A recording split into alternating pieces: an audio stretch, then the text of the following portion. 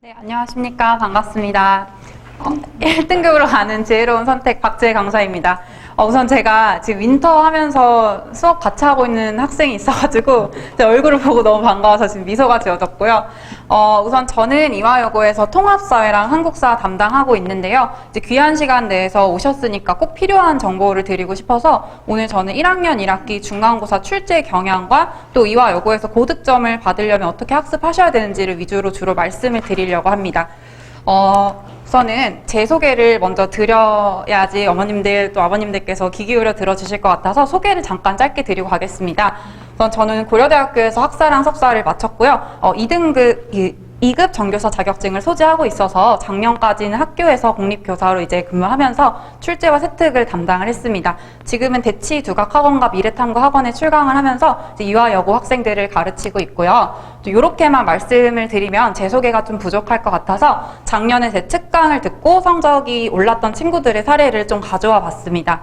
우선 제 수업을 한마디로 말씀을 드리면 단기간에 성적이 확실히 상승하는 효율적인 강의라고 말씀을 드리고 싶어요. 우선 이화여고는 통합사회랑 한국사 두 과목으로 진행되기 때문에 제가 4회로 수업 진행하고 있고요. 직보 각각 2번 해서 총 6회 수업을 하는데요. 이화여고 그리고 이화외고 학생들이 모두 이제 선행 없이 3, 4회만 듣고 이렇게나 기적적인 성적 향상을 이뤄냈습니다. 가장 드라마틱하게 올랐던 친구가요. 1학기 때 5등급을 맞아서 이제 죽쓰고 울면서 온 친구였는데 그 친구가 작년에 이제 1등급, 석차 2등을 기록하면서 1등급을 확정을 받았고요. 이제 가장 궁금하실 이화여고 친구 같은 경우에는 6등급을 받고 온 친구가 있었는데요. 6등급이라고 해서 우리 아이와는 거리가 멀 거야 라고 생각하시면 안 되는 게 이화여고 너무 우수한 학생들이 많은 학교이기 때문에 6등급이라고 해도 4-5 문제를 틀려버리면은 80점 되어도 나올 수가 있는 점수예요. 그래서 6등급을 받았는데 저랑 같이 공부를 하고 이제 2문제만 틀려서 한국사 통사 2등급으로 이제 확정되어서 간 친구가 있고요. 또 우수한 친구들도 간혹 가다가 뭐 과학이나 수학 같은 거는 잘하는데 이런 암기 과목을 잘 못하는 학생들이 있어요. 작년에 장흥고 친구 중에 제 수업을 수강했던 친구가 전교 2등인 친구가 있었는데 그 친구가 통사랑 한국사만 유독 2등급 후반대가 계속 나와서 이제 전교 2등으로 발목을 잡혀 있는 상태였거든요. 제 수업을 듣고 한국사 100점 맞았고 통합사회는 98점으로 이제 학기 마무리해서 1.3 내신 받으면서 전교 1등으로 마무리했고요. 이게 2등, 1등이 별거 아닌 것 같지만은 그래도 전교 1등이면 서울대 직윤을 이제 추천받을 수 있는 위치이기 때문에 굉장히 좋은 성과를 거뒀다고 할 수 있습니다. 또 그리고 이렇게 앉아있는 나연이 선배가 써준 후기인데요. 이 후기를 보면은 학생이 선생님 어제 직보에서 주신 문제가 그대로 나왔어요 라고 이제 말을 하고 있는 걸 볼 수가 있어요. 이제 제 수업이 단기 특강인데도 어떻게 이렇게 성적을 확 올릴 수 있냐면요. 제가 적중률이 굉장히 좋고 엄청 꼼꼼한 성격입니다. 그래서 이제 학생이 써준 후기를 보면은 학교 내신 성향에 맞게 수능 자료를 분석해줬다. 이화여고는 악랄한 부분이 그냥 수능 문제를 그대로 내신에 내는 경향이 있어요. 굉장히 많이 나오기 때문에 수능 문제를 풀지 않고 내신을 보면은 당황할 경향이 많은 학교인데요. 제가 이화여고의 악랄함을 좀 더 자세히 말씀드리면 작년 11월에 수능을 보고 12월에 본 기말고사에서 2024년 수능 문제를 그대로 내셨어요. 이제 또 여기 선생님이 어떻게 내시냐면 오답률이 가장 높은 문항만 골라서 내세요. 그런 경향을 제가 알고 있었기 때문에 학생들한테 직전 보충날 그 문제 다 이제 손필기 해주면서 풀려봤고요. 학생이 뭐라고 하고 있냐면 2024 수능이 출제되었는지 얼마 안 됐는데 제 자료에서 똑같은 그래프를 봤었기 때문에 무리 없이 풀었다고 이야기를 하고 있습니다. 그래서 2문제 제외 다 맞춰서 2등급 받았다고 이제 감사하게도 이야기를 해주고 있고요. 제 자랑은 여기까지 하고 이제부터는 제일 중요한 이화여고 통합사회랑 한국사 교육과정과 출제 경향을 말씀드리려고 합니다. 다 알고 계시겠지만 통합사회라는 과목은 수능 사탕 과목 9개를 이렇게 합친 과목입니다. 그래서 이제 어렵게 내고자 하면 이 모든 과목들을 수능 수준으로 낼 수가 있는 과목이에요. 근데 안타깝게도 이화여고는 통합사회 과목을 다 수능 수준으로 내고 있고요. 그렇기 때문에 시중에 있는 교재는 학습을 할 수가 없습니다.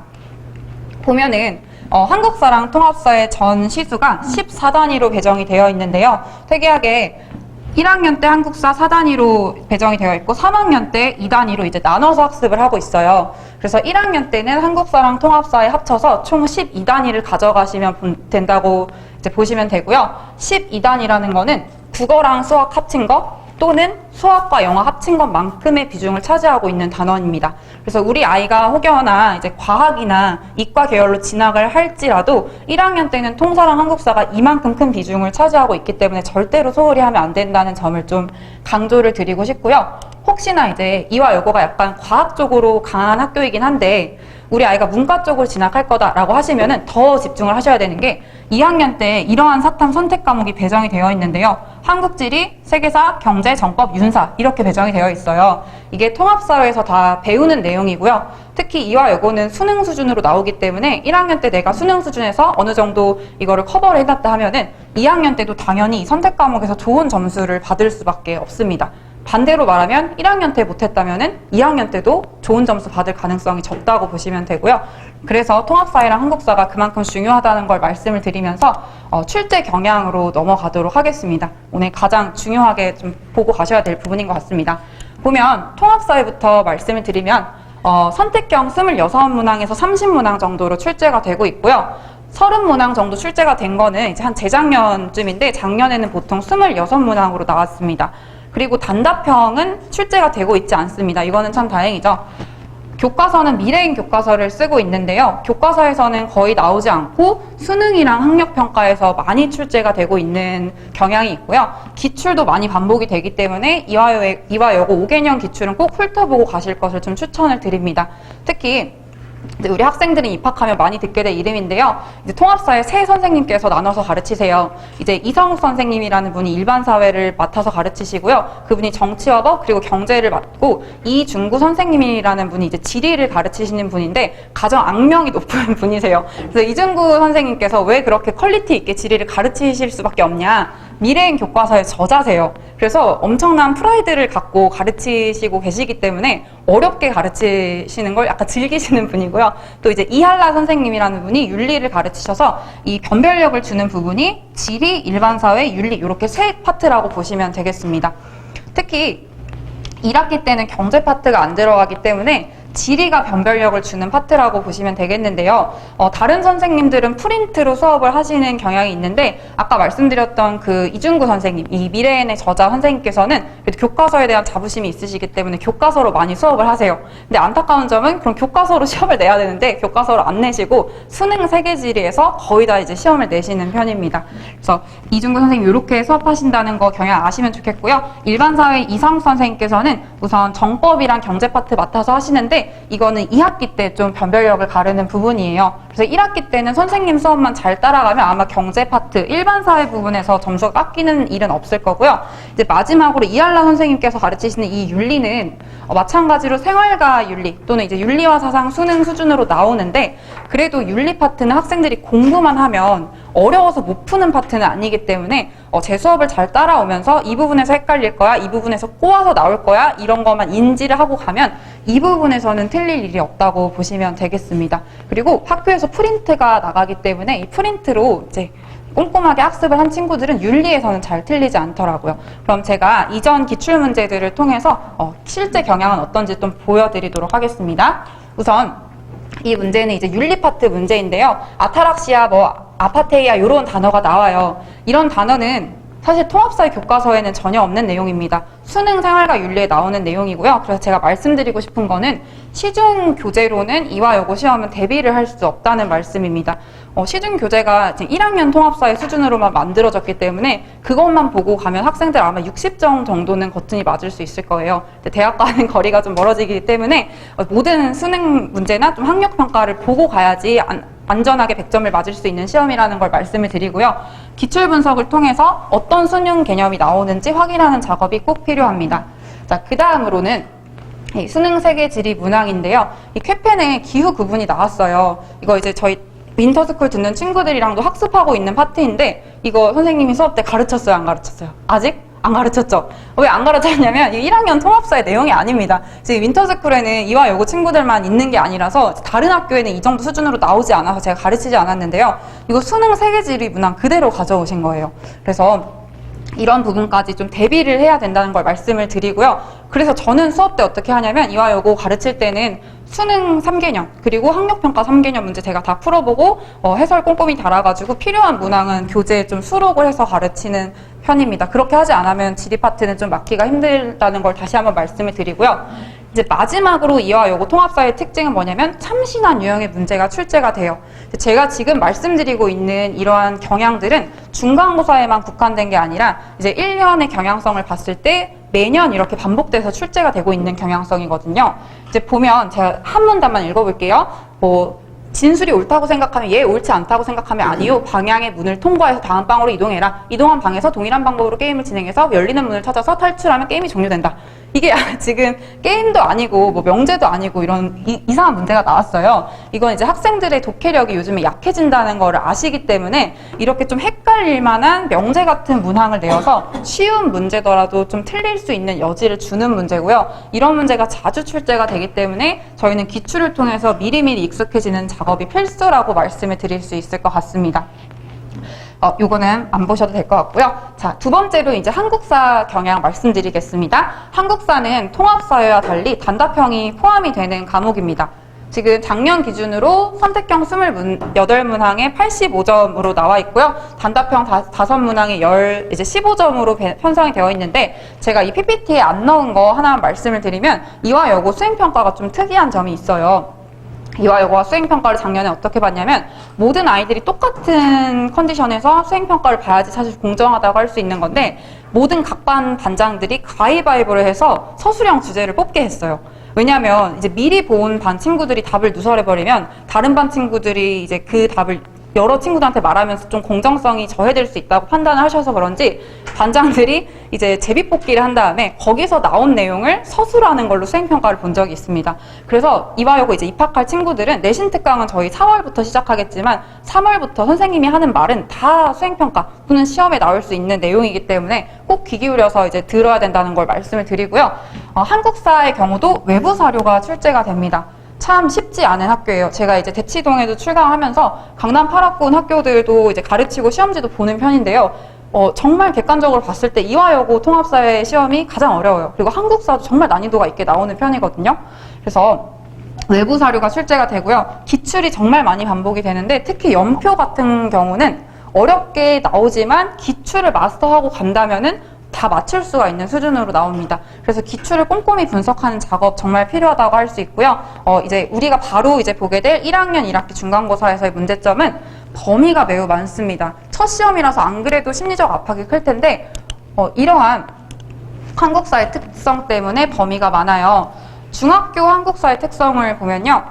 1단원부터 6단원 중에 5단원까지가 다 정근대사입니다. 그래서 우리 아이는 한국사 원래 잘했는데 사회도 잘했는데 라고 생각하시는 분들 계시겠지만은 1단원부터 5단원까지가 정근대사고 딱 한 단원에서만 근현대사를 배우고 고등학교 들어가는 거예요.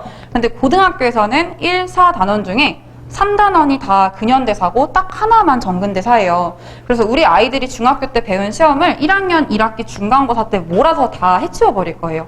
그 다음에 여기 2단원, 3단원 나눠서 나머지 시험을 보고요. 이 근현대사는 마지막에 이제 현대사는 3학년 때 시험을 보는 이제 커리큘럼으로 돌아가고 있습니다. 그래서 이때 잘 했다고 하더라도 깊이 자체가 다릅니다. 그리고 아이들이 어려워하는 뭐 붕당이나 예속 논쟁 같은 거는 참 학교가 야속한 게 공무원 시험에만 나오는 내용을 내시기도 해요. 그래서 제가 기출 문제를 좀 보여드릴 건데요. 물론 모든 문항이 그런 것은 아닙니다. 변별력을 가리기 위한 문항이 그렇다는 건데 기출을 보면 지금 이제 송자대전이라는 그 조선 후기 문인인 송시열이 쓴 책이 나왔어요.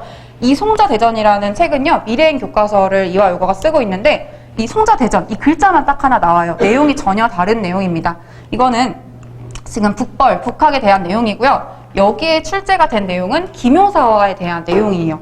그래서 학생들이 이 사료를 열심히 딸딸 외웠다고 하더라도 사료 독해 능력이 없으면 풀 수 없는 문항이 딱 하나 정도는 매년 나오는 편이고요. 지금 보면 기묘년이라는 걸 보고 아 이거 중종시대에 일어난 기묘사화구나를 캐치를 해야 되는 문항이었고요. 만약에 사료를 해독 못한다면은 이 선지를 보면서 아 나머지 내용이 다 기묘사화니까 이거 기묘사화에 대한 문항이네 라고 캐치를 해야 되는 문제였어요. 그래서 이거에 대한 접근은 어떻게 해야 되냐, 이제 저도 모든 외부 사료를 다 커버할 수는 없기 때문에 우선은 맥락을 좀 가르쳐서 학생들이 낯선 사료를 봤을 때 이 맥락을 파악할 수 있는 능력을 길러주도록 노력을 하고 있고요. 두 번째로는 사료를 해석 못했다. 그럼 선지에서 이 문제가 뭘 묻고 있는지를 파악을 해야 되기 때문에 사료를 못 볼 거면은 기본적인 내용은 완벽하게 분석을 해서 모르는 사료가 나왔을 때 맞출 수 있는 능력을 키우셔야 된다는 말씀입니다. 두 번째 문항을 보면요. 자, 이거는 이제 이화여고에서 가장 많이 출제가 되는 문항인데, 아까 한국사 이제 28문항 정도 객관식 출제된다고 했는데, 그 중에 한 10문제 가까이가 다 연표를 배열하는 문항이에요. 그래서 여기 안에 있는 사료들도 어렵지만은, 학생들이 시기를 모르면 배열을 할 수가 없기 때문에, 이러한 순서 배열 문항에 좀 대응을 하기 위해서는 단순히 외우는 게 아니라 맥락을 해야 된다는 점 좀 말씀을 드리고요. 마찬가지로 사료에서 중요한 키워드를 파악해야 된다는 점 말씀을 드립니다. 마지막 유형인데요. 요거는 참 어려운 문항이었습니다. 우선 복수 선택 문항을 물어보셨고요. 두 가지를 선택하라고 했어요. 이 문제를 틀려오는 학생들이 제일 많아요. 하나는 아는데 나머지 하나를 모르겠는 거예요, 학생들이. 그래서 이제 복수 선택 문항은 기출 분석을 통해서 빈출 주제를 완벽하게 좀 공부를 해야 된다는 점을 말씀을 드리고요. 두 번째로 여기 보면은 이 노론과 소론이 분화가 된 게 어떤 계기니? 라고 묻고 있는데, 여기 답이 이제 영모사건 처벌을 놓고 나뉘었다 라고 나와 있거든요. 근데 이러한 자세한 내용이 미래인 교과서에 나오지 않아요. 그래도 고등학교 교과서는 굉장히 자세한 편인데, 이제 이러한 내용은 임용 공부를 하는 그런 개설서 안에 들어있는 내용이거든요. 이제 이화여고가 참 좋은 학교긴 해요. 선생님들이 굉장히 퀄리티 있게 가르쳐 주시는데, 그게 저희가 시험을 볼 때는 좋지 않게 다가온다는 거죠. 그래서 이제 기출을 통해서 좀 미리 함정을 파악해야 된다는 점을 말씀을 드리면서, 그러면 저는 앞으로 이제 특강 때 어떻게 대비를 해드릴지 말씀을 드리도록 하겠습니다.